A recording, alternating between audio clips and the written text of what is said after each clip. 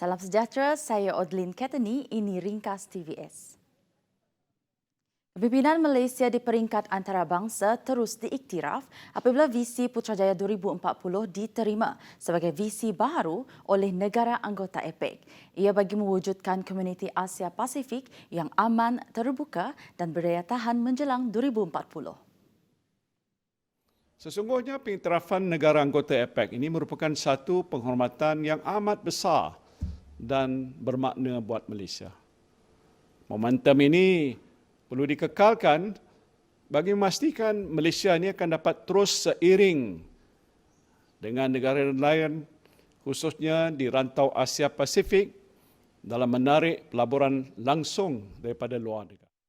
Perdana Menteri Tan Sri Muhyiddin Yassin berkata, Malaysia berjaya melakar sejarah apabila menganjurkan Persidangan Kerjasama Ekonomi Asia Pasifik (APEC) secara maya buat julung kali dengan jayanya pada November lepas. Malaysia juga ingin memainkan peranan yang lebih aktif di pentas global pada tahun 2021. Pandemik COVID-19 telah sedikit sebanyak merubah ord global, justru membuka peluang untuk Malaysia menonjolkan kepimpinan yang lebih dinamik di peringkat dunia. Masanya sudah tiba untuk Malaysia muncul sebagai kuasa yang disegani, berani memperjuangkan kemakmuran bersama dan keamanan sejagat secara konsisten.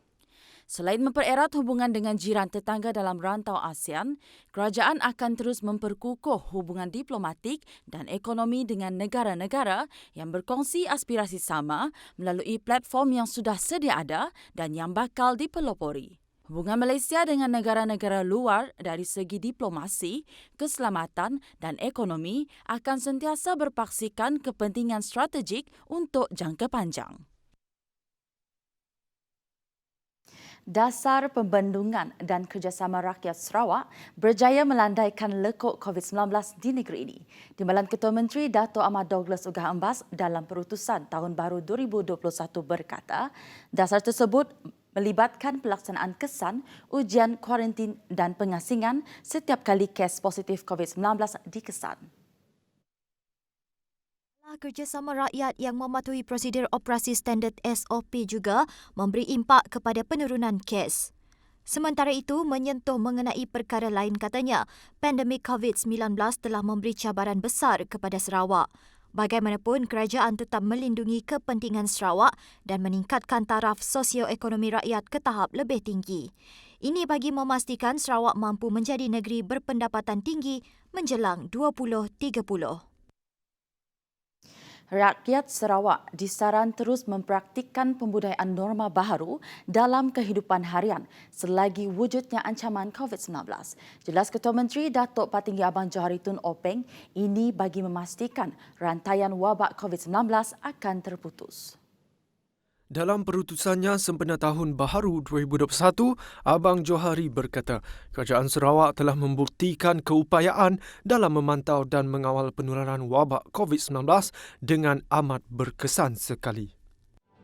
Impak penularan wabak COVID-19 bukan saja membawa risiko kesihatan awam yang boleh menyebabkan kehilangan upaya dan nyawa, namun turut menyumbang secara langsung kepada kerencatan aktiviti ekonomi dalam aspek permintaan, pengeluaran, pelaburan dan pendapatan.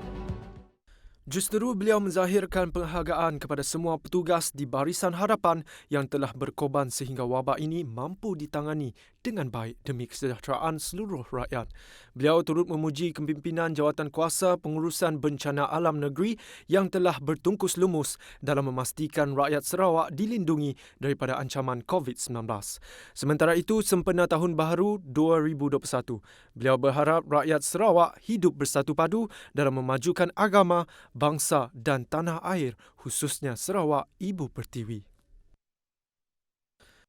Kerajaan Sarawak bakal meneliti semula pelan induk bagi menerokai sumber pendapatan di daerah bau. Ketua Menteri Datuk Patinggi Abang Johari Tun Openg berkata, ia bertujuan untuk membawa masuk pembangunan ke dalam bandar Lombong Emas berkenaan. Pencarian sumber itu merujuk kepada pendekatan baharu dalam pembangunan infrastruktur selain bergantung semata-mata terhadap sumber semula jadi.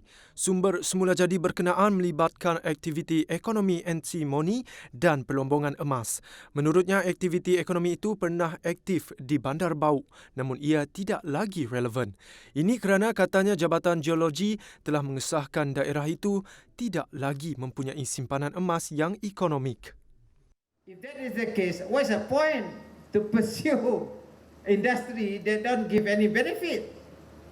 So we have to find another goal. Beliau berkata demikian pada majlis sambutan 200 tahun sejarah Bau di Pekarangan Tasik Biru pada Khamis. Tambah beliau lagi, perubahan di Bau perlu dilakukan bagi meningkatkan sumber ekonominya. Ini merangkumi pengumpulan data besar yang dimiliki daerah berkenaan. And we collect all this data, including the history, as well as the culture and the attraction in Bau, that becomes sustainable economic activity. Untuk rekod, sebanyak 129 juta ringgit telah diperuntukkan oleh kerajaan untuk melaksanakan pembangunan di Bau sejak 2 tahun lalu. Daerah Bau memiliki potensi besar untuk membangun sebagai destinasi pelancongan domestik dan antarabangsa. Ia susulan lokasi daerah Bau hanya terletak kira-kira 30 km dari Bandaraya Kuching. Malah sejarah daerah itu juga mampu menjadi tarikan kepada pengunjung selain produk tempatan.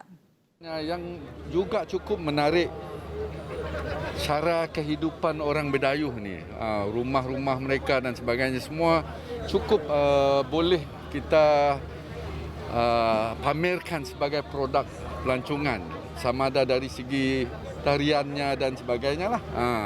Beliau berkata demikian ketika ditemui pemberita selepas hadir pada majlis sambutan 200 tahun sejarah Bau di Pekarangan Tasik Biru pada Khamis.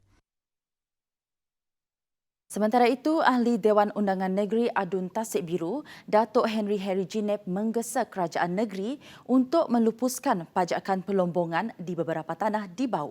Ini adalah kerana tanah-tanah berkenaan memiliki potensi pembangunan pelancongan yang besar. Bagaimanapun status tanah yang masih berada di bawah pajakan pelombongan menjadikannya sukar untuk dibangunkan. This land hold great potential to be developed as residential areas, tourist attraction including hotels, resort and even golf course to support the development of Greater Bau. Jelasnya pembangunan Bau bukan sahaja di kawasan Tasik Biru, malah merangkumi Siniawan, Buso, Krokong dan kawasan lain. Beliau mahu menjadikan Bau sebagai pusat industri ekopelancongan menerusi jaringan perhubungan Santubong Bau Sematan, sekaligus menonjolkan potensi tanpa batasan untuk dikembangkan dengan memanfaatkan teknologi digital. Amalan politik pembangunan penting dalam memastikan kelangsungan transformasi luar bandar dapat direalisasikan. Malah faktor pelancongan turut diambil kira agar kawasan luar bandar dilengkapi kemudahan serta infrastruktur berkualiti. Menteri Pelancongan, Seni dan Budaya, Datuk Seri Nancy Shukri menyifatkan ia sebagai penambahbaikan penyampaian perkhidmatan kepada rakyat, khususnya pengunjung yang datang ke lokasi pelancongan. Jadi kita mengharapkan untuk tahun hadapan kita dapat melihat apa yang dirancang serta yang telah dilaksanakan nanti. Kerana kalau saya bercakap mengenai pelancongan, inilah yang kita namakan meningkatkan perkhidmatan melalui memberi menaik taraf kualiti in terms of infrastruktur kita bagi menarik minat orang yang akan melawat di kawasan kita, khususnya di kawasan Sadong Jaya. Setakat itu, pelbagai projek dan program pembangunan telah dirancang dan dilaksanakan di kawasan Sadong Jaya. Katanya sebagai nilai tambah kepada infrastruktur sedia ada yang sekaligus akan menyumbang kepada sektor pelancongan desa. Beliau berkata demikian selepas menghadiri program ziarah Kamek Batang Sadong di Simunjan. TVS menutup tirai 2020 dengan projek Tanggungjawab Sosial Korporat CSR yang pertama bertemakan TVS Prihatin. Projek selama 2 minggu yang berakhir 30 Disember menyasarkan beberapa rumah kebajikan di Kuching. Rumah kebajikan yang dikunjungi kru TVS, Hope Place Kuching, Persatuan Autisma Kuching, Wishes Land, Sarawak Society for Prevention of Cruelty of Animals dan banyak lagi. Sebanyak 300 bungkusan bantuan yang mengandungi kelengkapan harian, makanan, peralatan sekolah dan makanan haiwan telah diserahkan kepada badan-badan kebajikan berkenaan. Program TVS Prihatin akan terus diperluaskan pada masa akan datang. TVS mengajak seluruh rakyat Sarawak untuk turut sama menyumbang bagi meringankan beban golongan tersebut. Baik, laporan itu tadi mengakhiri ringkas TVS untuk jam ini. Teruskan kesetiaan anda bersama kami. Saya Odlin Ketani, salam hormat dan jumpa lagi.